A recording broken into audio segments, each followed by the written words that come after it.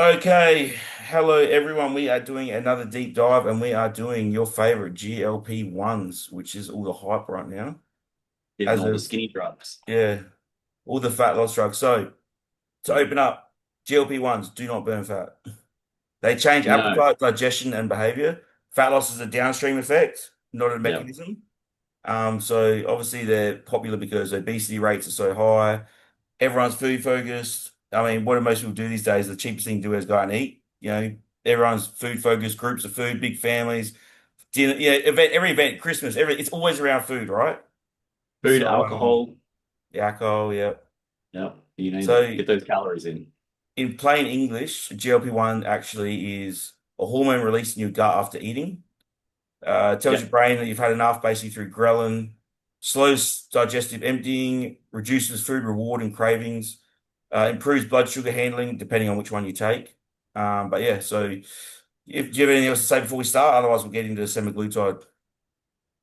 No, not really. So semaglutide obviously is just a GLP-1 agonist on its own. So it doesn't have any other actions like Mm. the other drugs have. And it was obviously the first one that was originally used for people that had, diabetes, just purely because it does cause insulin secretion from the pancreas. Mm. Within that, it then also, suppresses the glucagon secretion from your alpha cells. So it's going to reduce that hepatic glucose output, right? Mm. So it's going to basically make sure those blood glucose levels stay nice and stabilized, you know. But also on top of that, it's going to affect, that gastric emptying. So that is the main aspect of these drugs. They slow down the way that your body processes food, and that basically makes you feel fuller for longer. So they will have, issues around that gut motility sometimes. So essentially think about you're slowing down that intestinal wall, right? So the way that food's passing through you is slowed right down. And that's generally where you'll start to see those issues arise when it comes to side effects.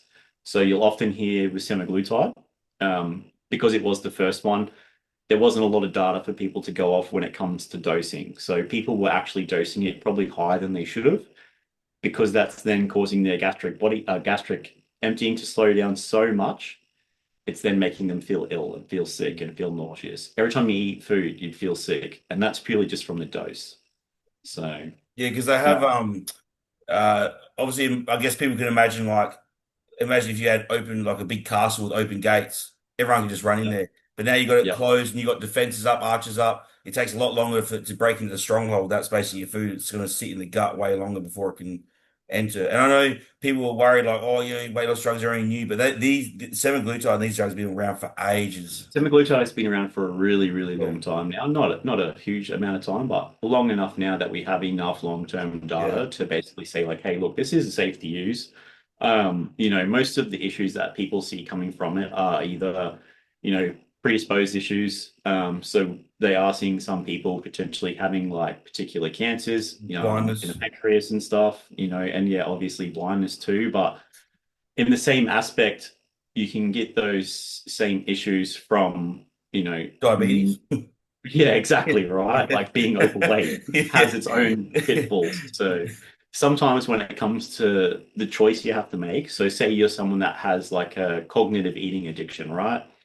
It's not so much that you want to eat, it's more so that psychologically you feel like you have to eat Mm. because whether that be through boredom or depression Comfort. or whatever, you have Yeah. comfort too, you're eating food because it's slowing that process down of you digesting that food, that is reduced.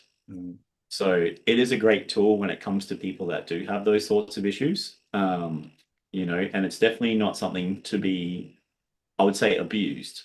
Mm. It's a great tool when it's utilized in combination with a nutrition plan Yeah. and an exercise regime. Yeah, obviously always seek advice from your doctor. Yeah. But obviously, like Yeah. you're saying there with the nutrition plan, one of the main things is people that don't have coaches or aren't overlooked using this drug is malnutrition. People just eat less and they feel shit and they're like, why do I feel like shit? Oh, it's the drug. It's not the drug. It's malnourishment. They might eat one meal a day, and that the food they do eat is crap. So they're eating like 800 calories a day, but it's no of nutritional value, no fruit, no vegetables. You know, when you're on these No drugs, you've got to make cholesterol. sure you're eating the right foods because how many times have you seen all the studies? As soon as they stop it, all the weight comes back on. You got to get the Yeah. habits.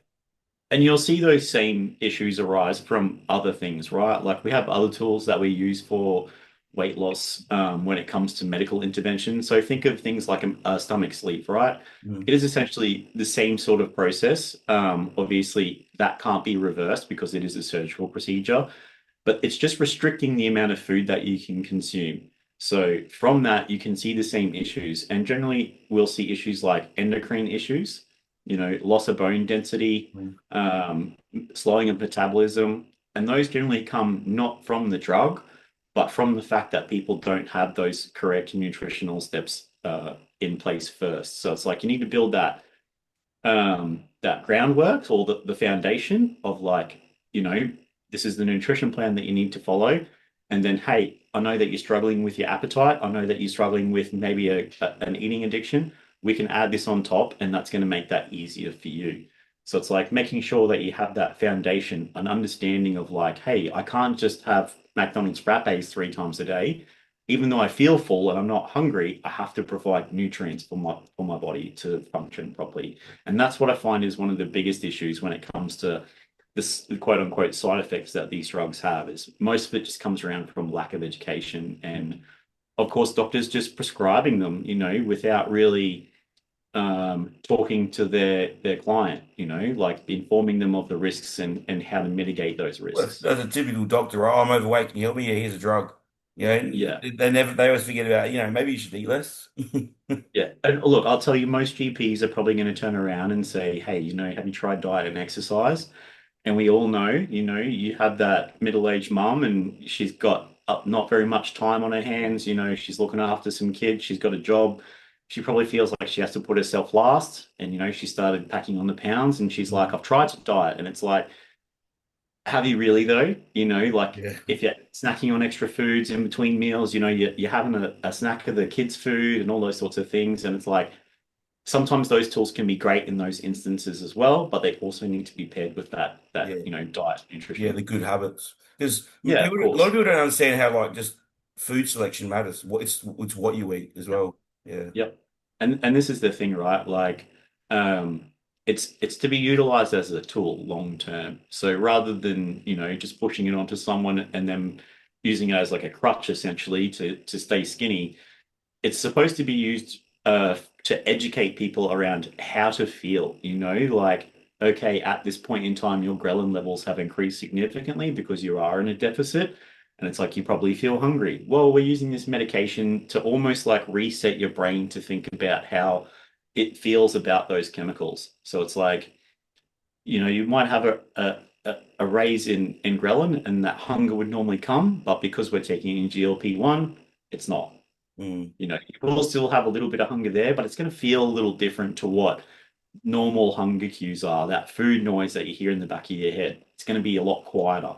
So it's Yeah. going to be a lot easier for you to apply yourself to a particular plan. And often, we obviously, my team, we work with a doctor.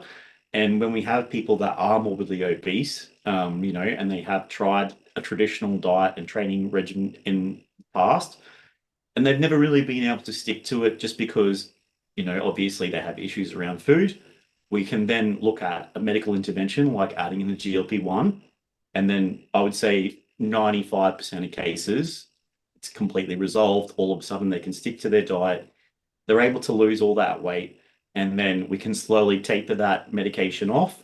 They're sitting at a maintenance calories now. They feel good about themselves. They've had that time where they've been able to build the habits, right? Because that's really what being able to stay, at a healthy body weight is having those habits in place and having that, you know, uh, ability to dedicate that effort to yourself. So taking away that really bad hunger noise is going to allow you to do that. And then through time, you can improve your skill set. And then by the time you get to the end of your diet, you're like, I can do this now. Mm. We taper down that medication dose slowly. So obviously, you don't have that like extreme Yeah, hunger come crash. back.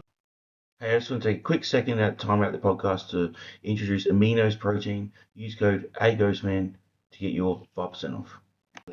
And then they're fine. Often they go off and they keep their weight off. And, I've worked with some people that have lost, like 100 kilos and have, kept it off.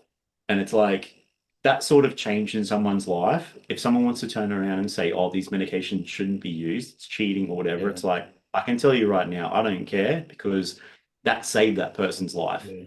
They Because would people have don't been understand as well. Like 75. some people naturally have this. They don't need that. They don't have food noise. So it's like genetics. It's just leveling the playing field like any drug. Yeah, absolutely. And even for like, I can use myself as an example. I'm someone that has really high food noise, right? My partner, she has almost no food noise. So for me, I'm always hungry, I'm always trying to snack on things. Whereas for her, it's very easy to stick to a regimented diet. You know, she maintains abs all year round. Whereas for me, I'm just trying to stick things in my You got mouth because one I'm ab. so fucking hungry. Yeah, literally, not even. Yeah, So. one ab is the stomach. Yeah, Yeah, so yeah, it's like it really comes down to your particular genetics, and maybe through gaining so much weight, maybe you're looking at an issue with your insulin sensitivity as well, and mm, that's where these drugs can really shine. Not only are they able to slow down that digestive emptying, but they're also able to do other things too, because of course, not only do we have semaglutide, we have other medications now which are more advanced, like tirzepatide, yeah, and that's not just a GLP-1, but that's also a GIP as yeah. well. So it's like it's a potent stimulator of insulin secretion, right, through beta cells. So it's like you are then lowering that insulin Yeah. sensitivity even more. So it's like combining that with the gastric emptying aspect of it, you're then able to just lose fat at a slightly faster rate. That's And right. it's like if you are someone that, is overweight, you probably have some form of type 2 diabetes or some sort of insulin resistance. And it's like through those two avenues, we're able to, help you out with that. And it's like you were saying, when people lose 100 kilos on like the drug, and then they taper off. It's like when you're that down 100 kilos, your body handles food differently. You can start living a bit more. They can have like an off-plan meal with the family, Yep. because when the weight's off, your body, your insulin sensitivity is better. Like you said, they've probably got better habits in place. They've probably got a good bit of training now. Their main, instead of like having to eat, I don't know, 1,500 calories to lose weight, now they can safely eat 2,500 calories and be fine. You know, Yeah, and that's the thing, right? Like when we're looking at like a long-term deficit, you're looking at someone that's got to lose 100 kilos at a half a kilo a week. That's, a long time. yeah, it's like 2 years. It's 200 weeks, man. It's four Yeah, years, that's a lot. so it's like it's a long time. And it's like being in a deficit for that sort of time period can really like alter people's perception. And by the time you've been doing that for 3 months, 6 months, you get really hungry. Yeah. So it's like it's a great tool that we can add in, and the dose can fluctuate, right? Like as you need it, maybe you go through a diet phase and it's a heavy diet phase for say, let's say 20 weeks. Mm. Then we go into like a good diet break and they're, just sitting on maintenance calories for 4 to 6 weeks, and you can probably reduce that dose down there.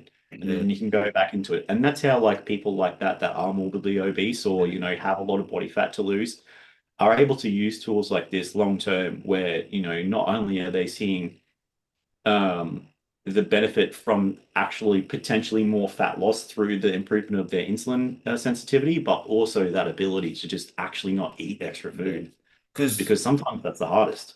Yeah, because obviously as a lifestyle client that's obese, like they're not competing, like they don't want to push as hard as us. So pushing and pulling, knowing when to pull back so it doesn't get like too impactful in their life is critical, because they want a life as well. They're not like us where we're sort of, we're 100% all in, whereas they're like, I want to live as well. Those diet breaks, they almost need time to like back off the diet more than a competitor, because Yeah, yeah, absolutely. It also gives them a chance to live their life too, yeah, like it would be wonderful for yeah, these people to yeah, just like go through and just be able to eat whatever calories they yeah, wanted, yeah. Have etc. But like it's like Christmas and New Year's off or something. Yeah, yeah, have a break. like, birthdays early in the year, you got kids' birthdays and all these sorts of things. So it's like it allows you to, potentially, as you get more experience, shuffle calories through your day, Mm. right? So it's like, say you have a goal and, you're trying to lose X amount of kilos, and it's like, I know I need to be in a 500 calorie deficit for the day. I'm not hungry in the morning because obviously, I'm on a GLP-1 and it's like I'm able to push those calories back later in the Mm. day, and then I can potentially enjoy a meal out with my family and friends. Obviously being mindful of, What the you're choosing, long-term health yeah, aspect better and what choices. you are choosing to eat. Yeah. Well, do you find the people that you've lost 100 kilos and that by the end of that dieting phase, there's no way their stomachs have obviously shrunk. Like they wouldn't be able to eat the same in a sitting as what they were. Yeah, yeah. And that's one of the biggest things that we you do see long term is like their stomachs usually do shrink a little bit just because they're not eating that volume of food. Yeah, But to be honest, most people that are overweight to that point, it's mostly liquid calories. yeah, They're drinking the full sugar Cokes, they're having the frappe from McDonald's, they're doing the boost juice, and that's how they get their calories in because mm, as you would know, being a bodybuilder yourself, it's hard to eat 10,000 calories a day, and to be a person that is 200 plus 200 plus kilos, you need to consume astronomical amounts of yeah. food to get to that size and maintain that size. So you will see some stomach shrinking, but it's usually more so just the fact that they're not consuming so much fucking food rather Yeah. than from the drug itself. Obviously, the food selections they're having to get obese as well, a lot very high in saturated fats as well. So Oh, yeah, absolutely. Like these people are, they're consuming huge amounts of sugar, huge amounts of bad fats, and that's also putting way more pressure on your renal system mm, too. And thankfully, GLP-1s are, one of those drugs that are actually showing now to make improvements in, not just blood glucose serum levels, but also, things like your lipid profile, your kidney function, yeah. the amount of like improvement in renal function, just because your blood's thinner, right? Because And you're you're losing not, weight. Your body's healthier when you lose yeah, weight. yeah. Well, your blood's not full of glucose all of a sudden, Yeah, in sticky the blood. tissue. Yeah, so it's like these things are, also improving multiple health factors for these people that are, significantly overweight. Mhm. So, Yeah. oh, you got continue. No, you're Oh, right. I was going to say so. Obviously, it's just sticking with semaglutide before we move on to tirzepatide. Obviously, it's the just got the one antagonist. It's basically just works on appetite suppression. It has been reportedly the strongest suppression appetite. I have like that's Yeah. debatable. That's debatable per the individual, but allegedly it has the strongest suppression, the strongest reduction in food noise, the strongest slow digestion. Because there was even people getting pregnant because they weren't digesting their pill as Yeah. well. That was happening. So I can also explain that the effect on the digestion, right? Obviously, when you're looking at a medication and it has like a molecular weight, how much of a percentage is made up with those aminos for each different thing will Mm, affect the way that it works, right? yeah, So obviously, when you're thinking about semaglutide, it's only working on the GLP-1 receptor. So say 1 milligram of that it's purely working on yeah, that, right. right? Then when we take something like tirzepatide, where it's working in two aspects, so the GLP receptor as Point well as five the and point five. GIP, exactly. So that effect on the digestion, I have found that it's not as strong when it comes to the actual appetite suppression, but GIP receptor in itself also slows down that digestion as well a little bit too. And it See, also, Reddit fucked me up. So imagine me on sema. yeah, I would be yeah. about to, I would be able to eat like 1 calorie a day. Well, like for like obviously I don't want to talk about dosing and stuff too Yeah. much, but when it comes to like semaglutide, right? For me personally, what I would see as like an effective dose for semaglutide would maybe be like 500 micrograms a week, right? Yeah. Whereas when we're looking at something like retatrutide, it might be something like 2.5 milligrams per week, and they will probably give a similar level of hunger suppression. But obviously, with those other triple agonists, you're going to have other effects as That's well. funny because most people, when semaglutide first came out, everyone was just running 3 meg a week, no matter what. Yeah, So that was yeah, and standards. that was the biggest issue, right? I was Yeah, too telling people, much. like the dose is always in the poison when it comes to medications. Like LD50s exist for a reason. Um, And you always know, start low. Find what works. exactly. Why Yeah, take more than you exactly. need to? No, absolutely no reason for it. And they're also, figuring out other things now. Like when you are getting these sorts of medications from your doctor, they will often pair it with like an oral anti-nausea medication. Yeah. So that effect also is lowered again. And But yeah, let's just just the touch dose. on the dosing as you were saying weekly there. Obviously, most of these are all recommended weekly, but there was a thing that came in for a while, microdosing, but apparently a lot of people were saying that it doesn't have effect. You need the dose in the one hit and it tapers off. Like the microdosing doesn't have the same effect because you're not getting enough of the drug at once. What are your thoughts on that? Yeah, so when you take it in a higher bolus dose, it will have a more amplified effect on the stomach emptying process just because of how that drug actually works. But if you are someone that's taking it for, say, the fat loss aspect in like a triple agonist, say, then I would probably look at like, maybe increasing that frequency as well. Yeah, I've also found that like when people are on the lower side of the dose, so say you are someone that, is only taking like 500 micrograms a week, as you got to that ending process of the week, that those hunger cues were starting to come back a little bit more. yeah, But at the same time, maybe that is important just to keep those receptors fresher. yeah. We don't have long-term data about how these receptors really work in regards to the way that, they accept and then also the way that those feedbacks work. So is there potential for, you needing to taper that dose up if you continuously, multi-dose throughout the week? I would say probably yeah. And not only You know, that, the you got to remember as well, like if you're someone who has to taper it, the more you take, the harder it's going to be to come off. absolutely. And the longer, any sort of medication like that where, you are slowing the digestion of your, food. Yeah, If you try and instantly hop off that, it's going to do the opposite and it is going to empty everything out of your stomach rather quickly. Essentially you're paralyzing your intestines. mm, So, if all of a sudden they can work again, they're going to work at full speed and everything that's in them is going to get evacuated really quickly. And that's why we have guys, that are running into issues with that sort of stuff. yeah. So then we covered the nausea and obviously what people expect. If you have too much nausea in stomach, you obviously got to be mindful what you eat. Uh, Loss of interest in food, the fatigue, possibly from malnourishment, possible constipation because obviously slower to digest food. The shit's going to take longer to develop. People undereat. So yeah, the main truth is it doesn't teach you how to eat, it just makes eating less easier. Yeah, kind of. Yeah, so It's semaglutide a obviously works best for anyone trying to lose a significant amount of weight that has a lot of food noise. And even if they're in an industry where they have a lot of food, like a chef, that's big, like yeah, you take that so you can just, it's out your head. But it it's doesn't. One interesting. thing that people, it doesn't maintain muscle. It doesn't help it doesn't help with anything like that. So if you're losing weight significantly fast and you don't resistance train, you will be losing muscle as well. Which means when you do go to re-eat, you will be eating less because your metabolic rate now, your maintenance is even lower because you've lost all that muscle. So Yeah. training, if you want to come out of the end in the best possible situation, try do a resistance training program while on the weight while losing weight. Yeah, I'd and recommend. if you look at the medical data too, obviously they're showing representation of like fat loss and tissue loss, etc.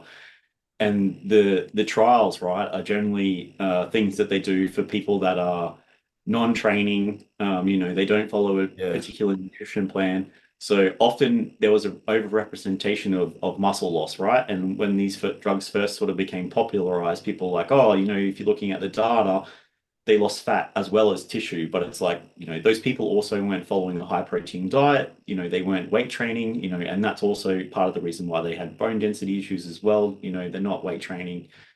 You really have to understand that, when you are playing with things like that, that they're very serious and they can obviously affect multiple systems within the body. And that's why, you can see a lot of different side effects potentially arise. yeah, that's right. I can't just quickly. Do you know how to do breaks in this, or can you do like a note so I know to stop it here? If you do notes, can you see that notes on the screen? No. No. Anyway, that's all right because I'll go through it and edit anyway. But let's Just where the big clap is. yeah, with the companies. It'll so like you'll hear